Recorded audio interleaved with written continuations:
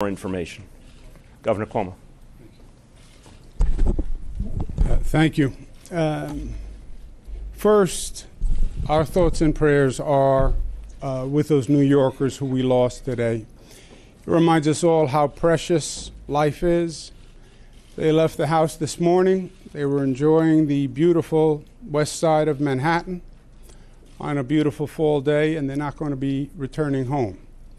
And that shock and that pain is going to be very real. And our thoughts and our prayers are with all of them. Our first responders did an extraordinary job. The NYPD, the FDNY, the FBI, the New York State Police, EMS. We have the finest security on the globe. And to see them in action today proved that once again. The new terrorist tactic, which they've called for publicly, are these lone wolves who commit an act of terror.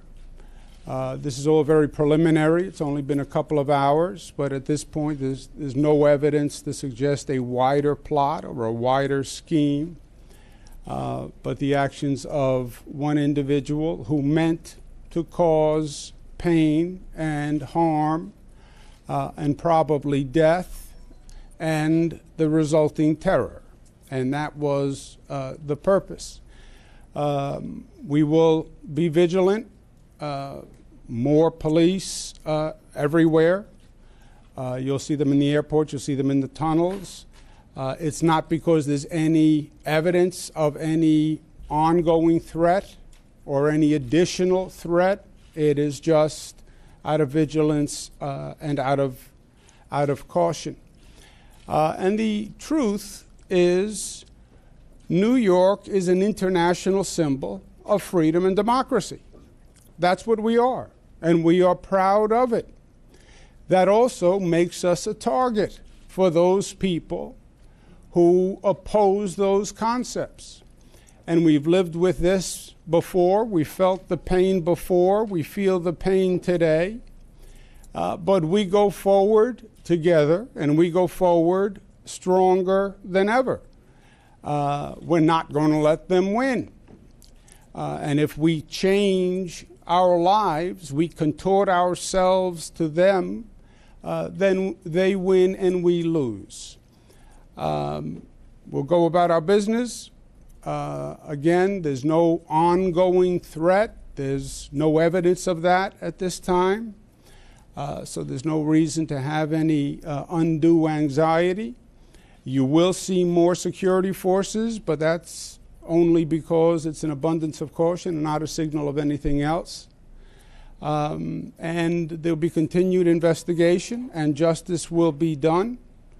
But again, to those we lost, they're in our thoughts and our prayers. To the first responders, thank you, thank you, thank you for the job you do. You put your life on the line every day, and you do it better than anyone else. And to New Yorkers, be New Yorkers and live your life, and don't let them change us or deter us in any manner, shape, or form. Thank you. Thanks, Governor Cuomo. Thank you, Mr. Mayor. All right, as I said, I'm going to go through the chronology here, and I know when I'm done, you're going to have a lot of questions, but we're not going to go too deep into it. It's only 2 hours. And after I get done with the chronology, Dan Nigro is going to talk about the injuries. All right, so at 3:05 p.m., a male driving a rented Home Depot pickup truck entered the West Side Highway bicycle path at Houston Street, began driving southbound, striking a number of pedestrians and bicyclists along the route. At Chambers Street, the truck collided with a school bus, injuring 2 adults and 2 children. After the collision, the driver of the truck, a 29-year-old male, exited the vehicle brandishing 2 handguns. A uniformed police officer assigned to the 1st Precinct confronted the subject and shot him in the abdomen. The subject was wounded and transported to a local hospital. A paintball gun and a pellet gun were recovered at the scene. The subject's identity is not being released at this time, pending further investigation. At this point, there are 8 fatalities reported in connection with this incident. In addition, several people have been injured, and Commissioner Nigro from our fire department will discuss that. Dan? Thank you, Jim. As Police Commissioner said, six of the people died. They were pronounced at the scene between Houston Street and Chambers Street. They were all males. 2 others were transported in traumatic arrest and were pronounced at the hospital. We also transported 11 people, all with serious, but at this moment not life-threatening injuries. The injuries are what you may expect as a truck went at high speed down that bicycle path and struck bicyclists and pedestrians.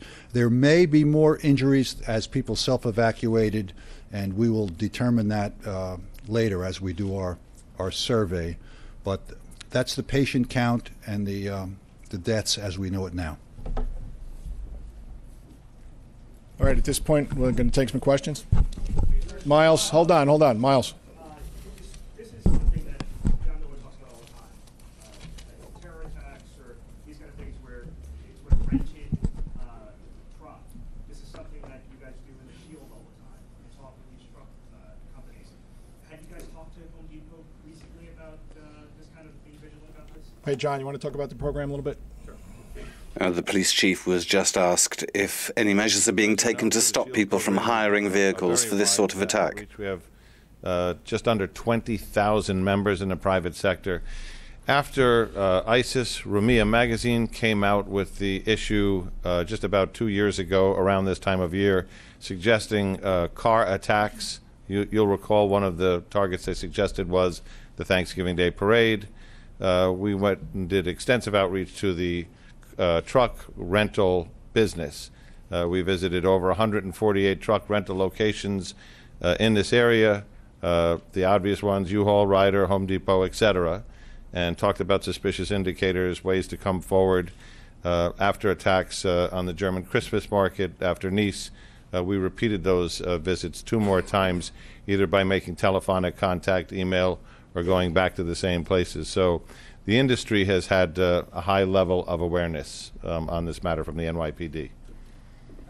John, is there, Commissioner, is there any indication that the suspect is a lone wolf, perhaps radicalized here in America, or is there any indication that he wants? Now the question is to the police chief, is this really a lone wolf attacker? Of course, part of our investigation.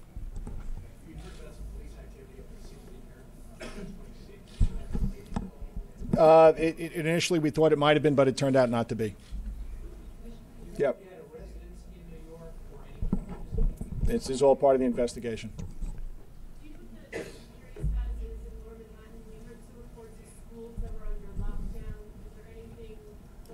A journalist is asking if schools are on lockdown in the area. No, this incident is over. It did end right by Stuyvesant High School, so we had to make sure that all the kids were taken care of, and we held them in place for a while. And it was important that we do that. But this incident is over. David, hold on, David.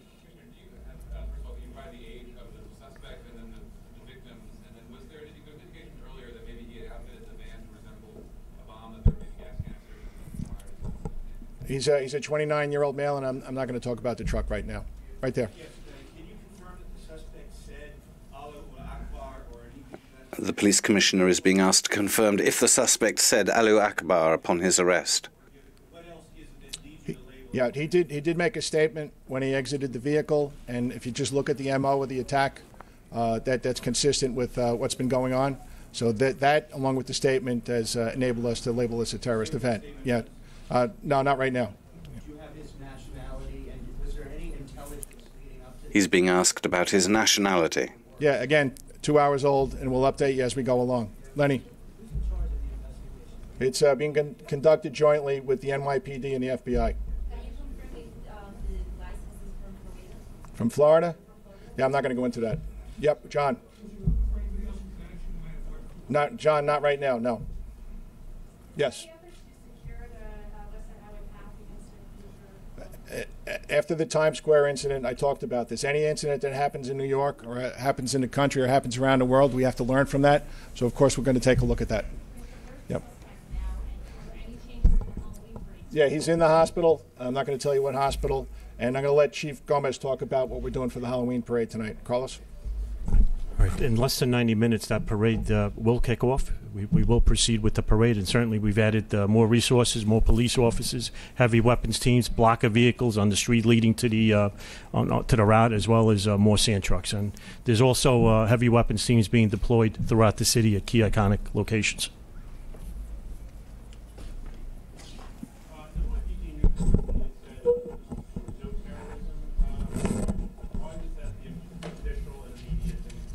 Well, that's this is why we do investigations. You know, initially, I'm sure whoever put that out wasn't sure what the event was, and now 2 hours into it, this is the determination that we made. Yep, in the first row. Yeah. Too early in the investigation to know that. Rocco.